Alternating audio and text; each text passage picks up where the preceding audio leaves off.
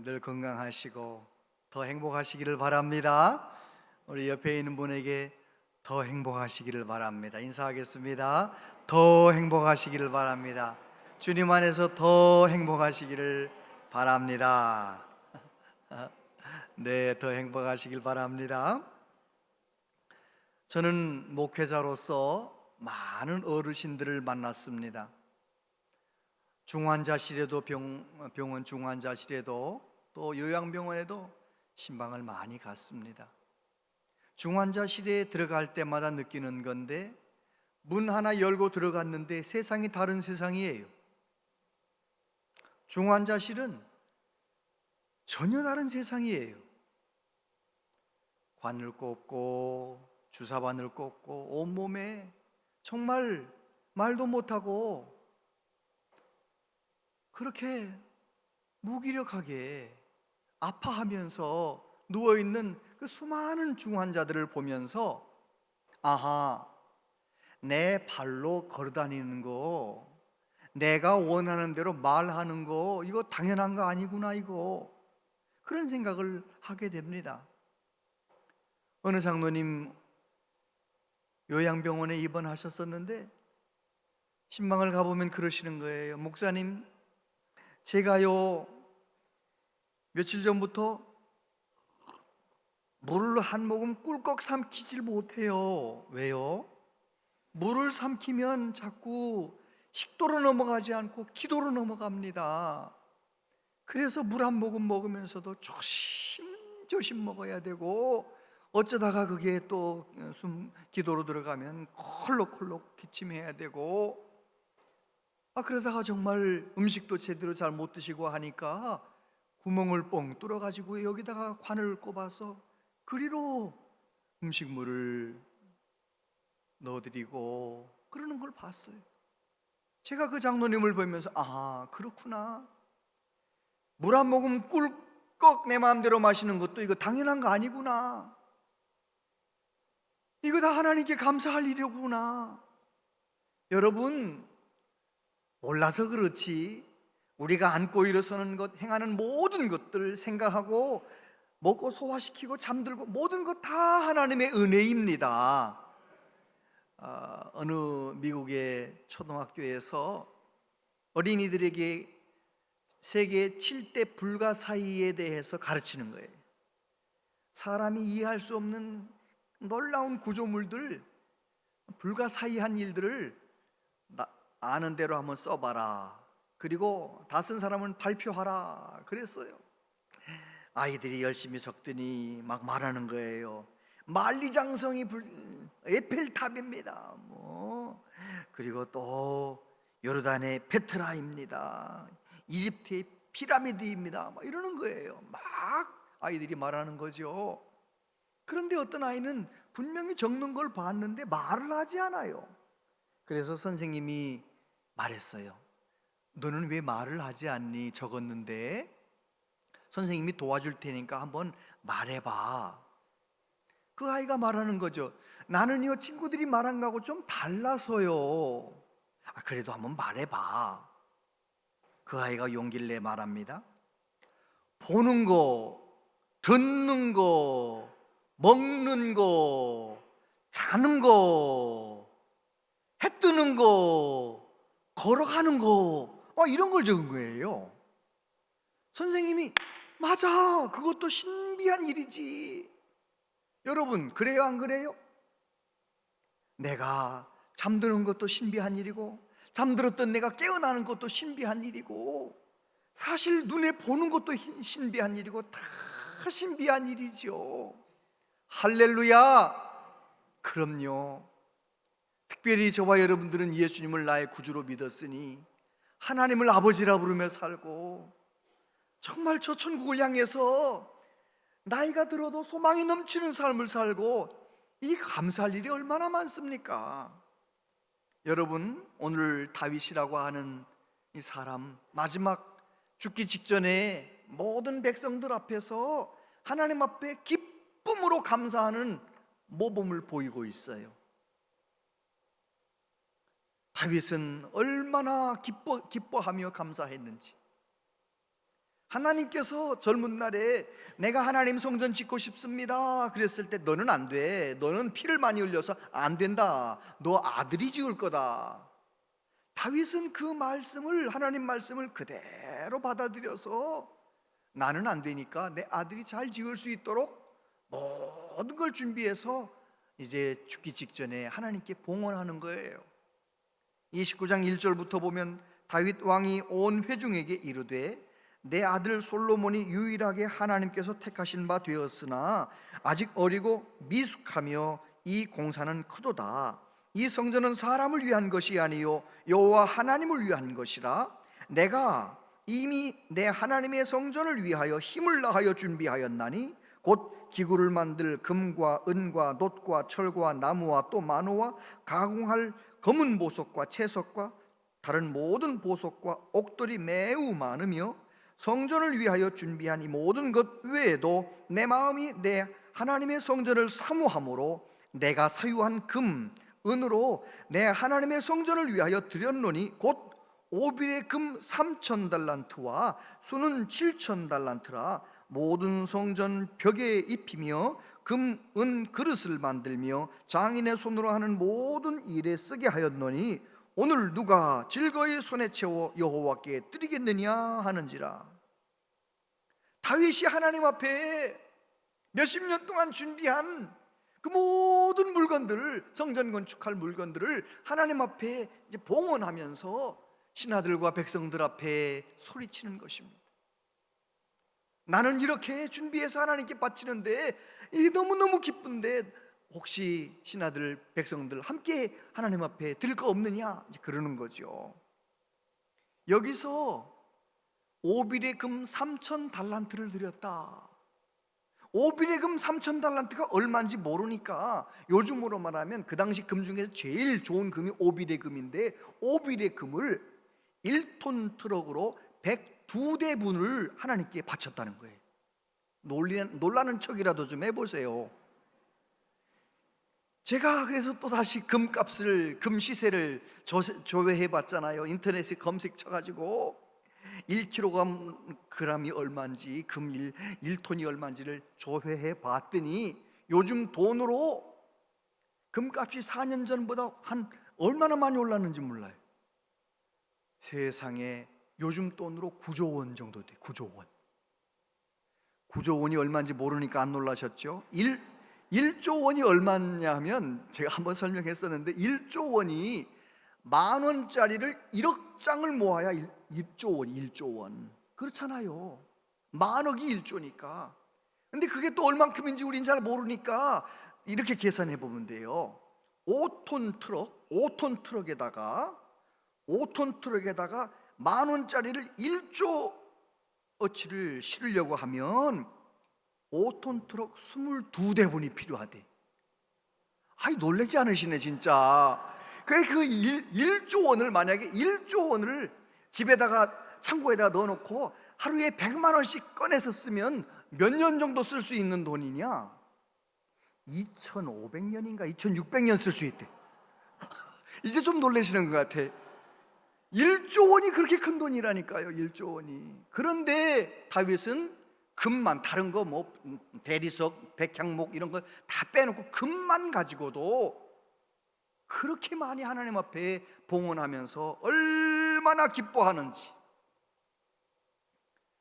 역대상 29장 14절에 보면 나와 내 백성이 무엇이기에 이처럼 즐거운 마음으로 드릴 힘이 있었나이까.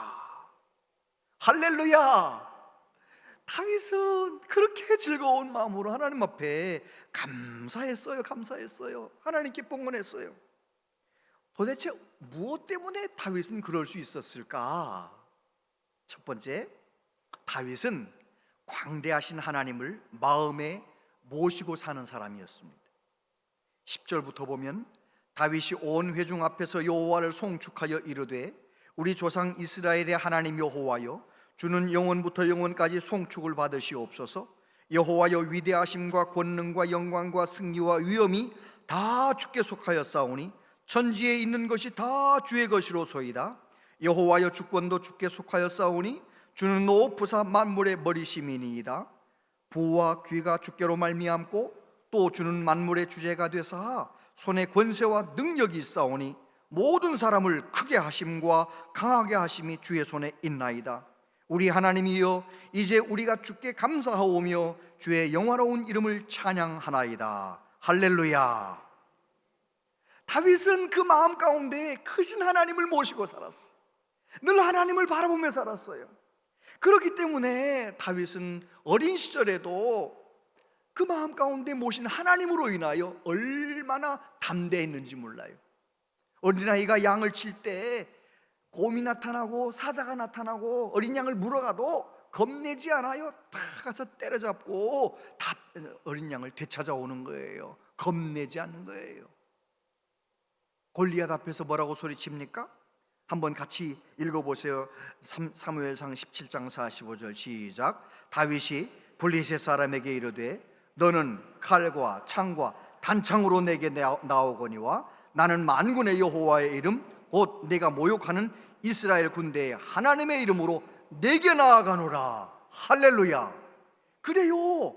다윗의 마음 가운데 하나님을 모시고 있으니까, 다윗이 하나님을 주목하고 있으니까 다윗은 겁날 게 없는 거예요. 이 멘트 끝나면 꼭 아멘 하세요. 하나님을 내 마음 가운데 모시고 살면 겁날 것도 없고 부러워할 것도 없습니다. 진짜입니다. 하나님을 내 마음 가운데 모시고 살기만 하면, 하나님의 자녀들이 예수님을 내 마음 가운데 나의 하나님으로 온전히 모시고 살기만 하면 세상에 부러울 것도 없고 세상에 겁날 것도 없는 거예요. 하나님이 나와 함께 하시는데요 그런데 왜 그렇게 성도들 중에도 두려워하는 일이 많고 부러워하는 일이 많습니까?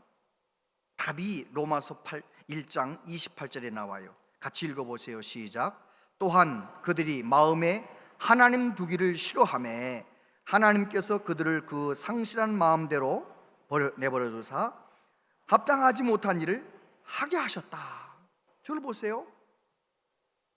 하나님께서 우리를 창조하실 때, 사람을 창조하실 때 사람의 심령 속에 하나님을 모시고 살도록 창조하셨어요. 그래서 하나님으로 충만한 아담과 하와는 얼마나 지혜롭게 살고 하나님으로 충만한 삶을 살았어요. 하나님께 영광 돌리며 살았어요. 아담과 하와가 선악과를 따먹고 타락한 이후에 사람에게 있어서 가장 불행한 일이 시작됐는데 뭐냐면 마음 가운데 하나님 모시고 사는 걸 싫어하는 거예요. 하나님을 내 마음에 두기를 싫어하는 거예요. 여러분, 내 마음 가운데 하나님이 안 계시면 어떤 일이 생기는지 아십니까? 하나님 내 마음 가운데 안 계시기 때문에 이 공허한 마음, 이 결핍의 마음을 하나님 이외에 다른 것으로 채우려고 하는 거예요. 술도 먹어보고 마약도 먹어보고 온갖 세상의 쾌락을 다 즐겨보고 그래도 채울 수 있어요, 없어요? 사람 마음 가운데, 심령 가운데 두신 그 하나님이 계셔야 할 그 자리는 하나님으로 채울 때만 충만한 기쁨과 감사가 있는 거예요. 여러분, 성령의 도우심을 받아 저와 여러분들이 하나님으로 내 심령 가운데 가득 채우고 세상에 겁날 것도 없고 부러울 것도 없는 삶을 살아가는 은혜가 있게 되기를 바랍니다. 다윗이 그렇게 몇십 년 동안 모은 그 모든 것을 하나님 앞에 기쁨으로 봉헌할 수 있었던 것은 다른 이유가 아니에요. 내 마음 가운데 크고 광대하신 하나님, 사람을 살리기도 하고 죽이기도 하신 하나님, 사람을 낮추기도 하고 높이기도 하신 그 하나님을 내 마음 중심에 모시고 있었기 때문에 그는 하나님 앞에 기쁨으로 감사할 수가 있었던 것입니다. 두 번째, 다윗은 일평생 겸손한 사람이었어요. 14절에 보면 나와 내 백성이 무엇이기에 이처럼 즐거운 마음으로 드릴 힘이 있었나이까? 모든 것이 주께로 말미암아 싸우니 우리가 주의 손에서 받은 것으로 주께 드렸을 뿐이니이다. 우리는 우리 조상들과 같이 주님 앞에서 이방 나그네와 거류민들이라 세상에 있는 날이 그림자 같아서 희망이 없나이다. 여러분, 하나님 제대로 모시고 살지 않는 사람은요, 몇 천만 원 몇 억 헌금하면은요 대단히 자기가 뭐 많이 한 것처럼 생각해요. 그거 아니에요. 그건 잘못된 마음이에요. 다윗은 백성들과 함께 자기가 바친 금만 가지고도 구조가 되는데 백성들과 바친 게 얼마나 많겠어요? 수십조 원 되지 않겠어요? 그 많은 것을 하나님께 바치고도 얼마나 겸손한지 보세요. 하나님, 나와 내 백성이 무엇이 간데 이렇게 하나님께 즐거이 바칠 수 있도록 도와주셨습니까? 하나님이 하셨다는 거예요. 하나님이 하셨다는 거예요.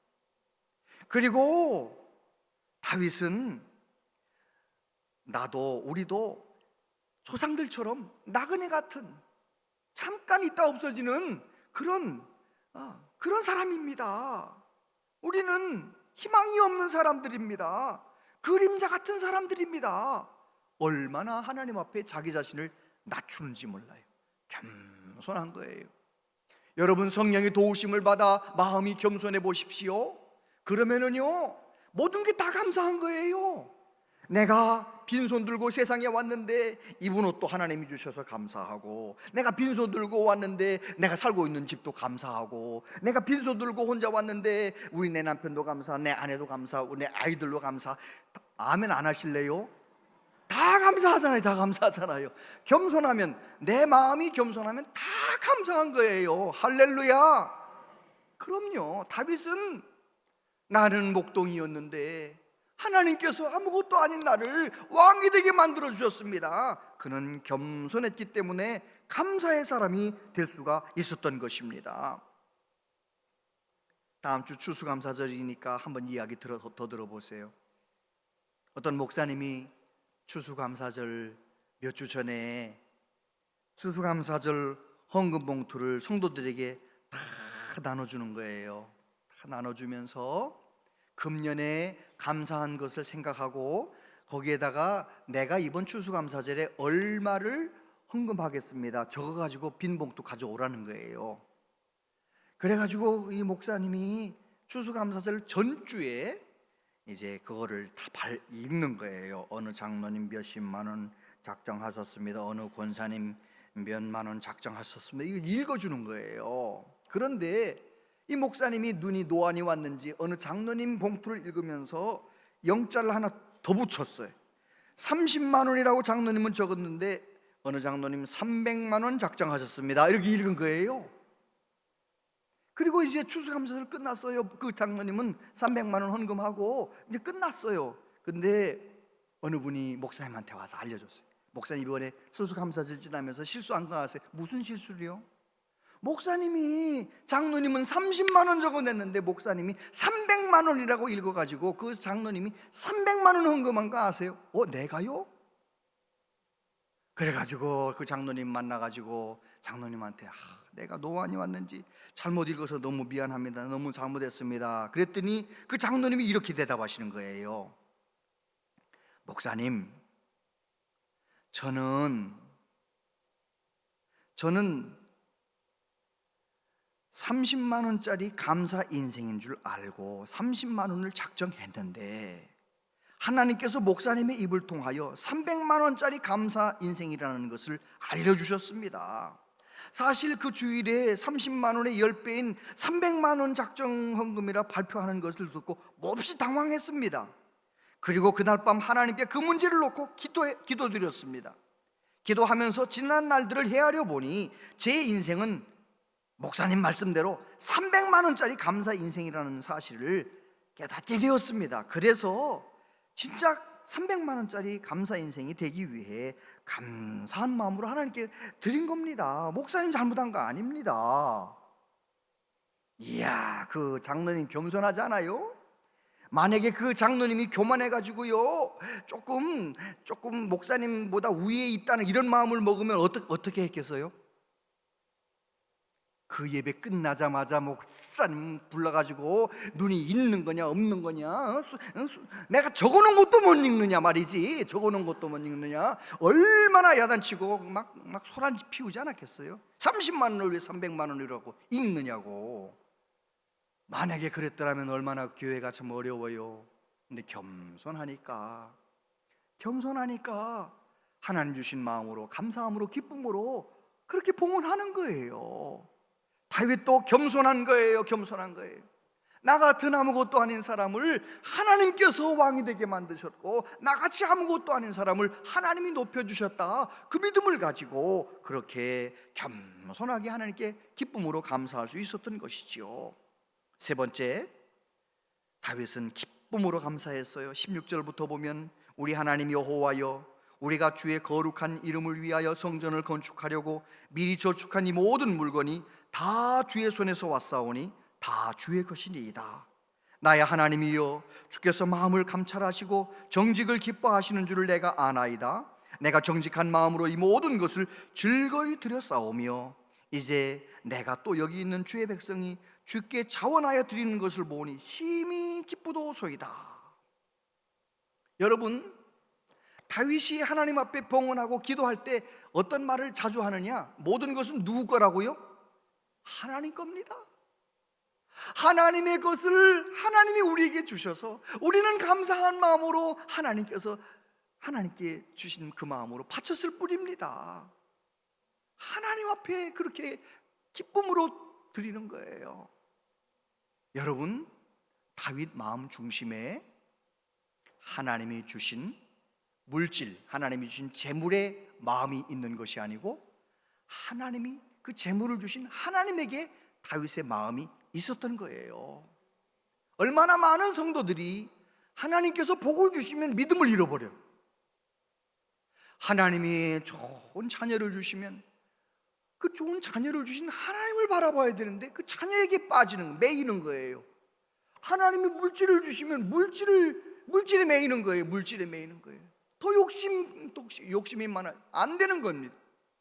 그 물질을 주신 하나님께 내 마음을 드리며 다윗과 같이 끝까지 하나님을 기쁨으로 섬기는 우리 모두 되어야 할 줄로 믿습니다.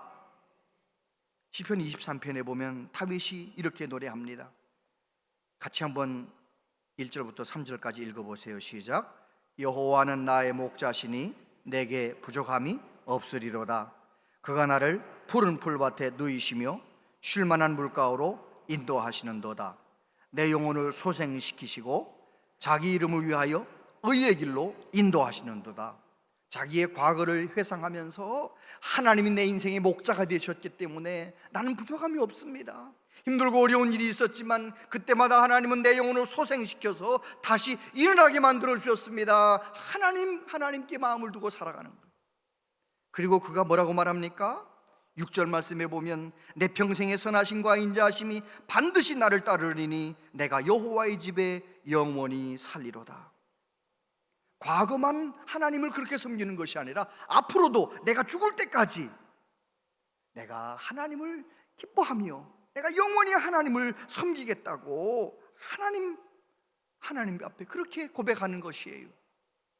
여러분, 저와 여러분도 하나님이 주신 건강, 하나님이 주신 물질, 하나님이 주신 자녀, 하나님이 주신 어떤 것에 마음 뺏기지 말고 그 모든 것을 주신 하나님께 내 마음을 드리며 범사에 감사하며 살아가는 은혜가 있게 되기를 바랍니다.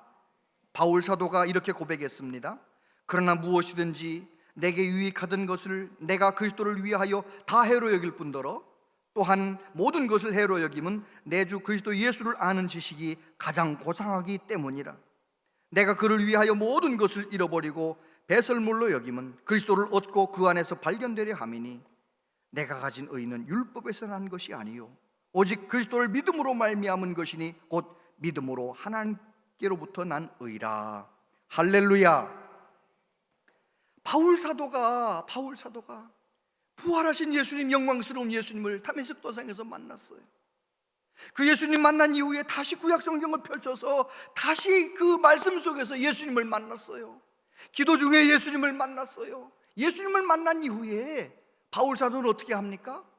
자기의 모든 자랑을, 자기의 모든 것들을 다 배설물처럼 여기고 오직 예수님 한 분만을 꼭 붙잡고 살아가는 삶을 살았어요.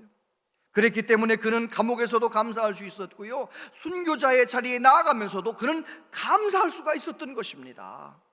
할렐루야. 여러분, 저와 여러분들은 정말 힘든 세상을 살고 있는데 이 세상 속에서 눈에 보이는 어떤 것에 마음 뺏기지 말고 나를 사랑하시는 하나님, 나를 위해 독생자까지 아낌없이 내어주신 그 하나님 온전히 바라보면서 어디에 있든지 어떤 처지에 있든지 범사에 감사하며 살아가는 은혜가 있게 되기를 바랍니다. 다음 주일은 우리 교회 또 1년을 되돌이켜보면 하나님께 감사하는 추수감사주일이잖아요. 특별 새벽기도에 다들 나오셔서 기도하시고 은혜 받으면, 기도하면 진정 감사할 수 있어요. 다윗처럼 하나님 앞에 정말 하나님 온전히 내 마음 가운데 모시고 다시 한번 성령 충만해서 하나님 기뻐 받으시는 감사의 주일 보내는 우리 모두 되시기를 축복합니다.